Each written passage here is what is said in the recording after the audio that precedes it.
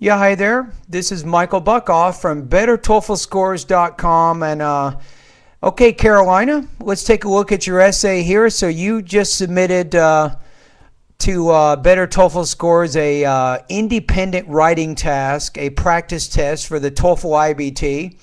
And you put this on one of my password protected pages of my lesson.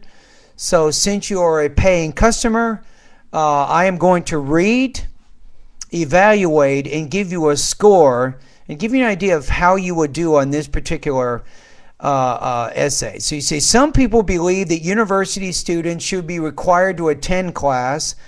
Others believe that going to classes should be optional for students. So which point of view do you agree with? Use specific reasons and details to explain your answer. So here's what you say.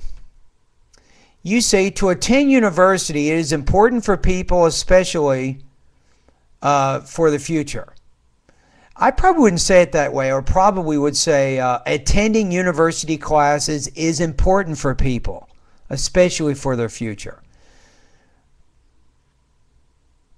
You say there are several reasons why I believe students don't have to attend classes such as. Now the problem is, the first idea, you're saying the university is important.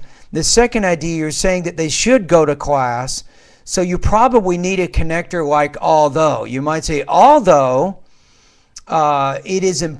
attending university classes is important for a person's future, there are several reasons why I believe students don't have to attend class. So you need a connector that expresses the opposite or contrasting relationship between those two sentences, which you did not do. Let's take a look at your thesis.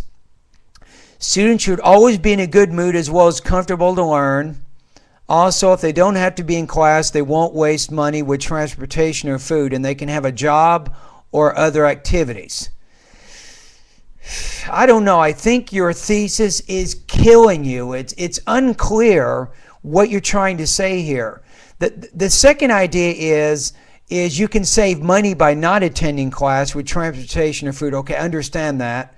I understand that you can have a job or other activities. I get that, but being in a good mood as well as comfortable to learn, I think that you might say something like, students, it's more convenient for students because they can choose their own environment for learning, or they can choose their learning environment. So I think the first point that you mentioned is not really clear as to what you're trying to say, and I think it leads your second paragraph in a very unclear direction. So let's see what you say. Paragraph 2, usually universities require students to attend class even though they don't feel like studying or the place is not the most comfortable area to do it. You say, as an illustration, some people work during the day and they need to find some time to go to class at night. If they don't have to be present, they can go home and study when they feel refreshed. Furthermore, they can wear whatever they want, feel comfortable with it, and this might help them to learn more. I think you're getting there, but this paragraph needs to be better in explaining why it's more convenient to study at home as opposed to studying at the university. So you're kind of doing it, but not quite. Let's go to the next paragraph. If schools don't require presence in class, students won't lose money with transportation or food. Okay, good topic sentence. Now here's the thing. Once you say transportation and then you say food, I wouldn't say or food. I would say with transportation and food. And then you have two different ideas. There are two key points that you can write about. So then the next part says, for example, some students have class every day and sometimes different hours. If the schedule is split, they might have to go to the university more than once a day. Besides, they might spend a few hours at school, which is a waste of time and money.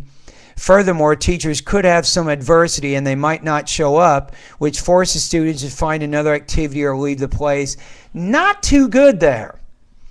I think that the purpose of this paragraph is to help defend the transportation and the food idea as two expenses that someone will not have to deal with if they stay at home. So you haven't done well in your supporting detail in explaining the transportation or the food idea.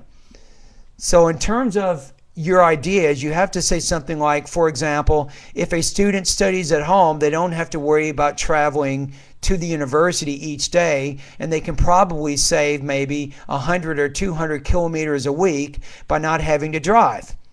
And that's money saved in gas. That you can say, in addition, they don't have to worry about spending money at the university cafeteria or the fast food restaurants nearby campus. They can simply prepare their food at their own convenience at home and probably save maybe $50 or $60 a week just doing that. But you haven't really done that, so that third paragraph is weak. It doesn't really do well to defend those 2 points. Let's go to your fourth paragraph. People that attend universities usually don't have time to have an extra activity.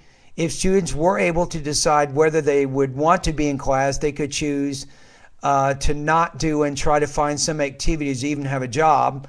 As an example, they could go to movie theater, gym, or store when they're still open, and later they could study material from school, whereas they will find time to do something else with no worries about class. I think that's pretty good. So you mentioned in the thesis job or other activities. So I think that paragraph and the examples that you use, they help illustrate and defend that point that you made in the beginning. So that's pretty good. Therefore, you say at the end, I believe students should choose whether they want to attend class at the university or not. If it were not mandatory, students could study whatever and wherever they feel like doing it. Besides that, they won't waste money with transportation and food, and they could find extra activities while not in class. All right. So how would you score right now? So I think you have an unclear point in your thesis.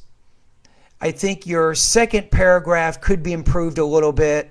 Your third paragraph, the supporting details need to connect back to the transportation or the food idea.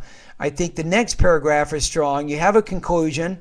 There are some grammar problems and some word choice problems in the essays. So I think based on that, you're probably looking right now anywhere from 3 to maybe 3.5 out of 5 on this particular writing task. Probably you won't score higher than that. All righty?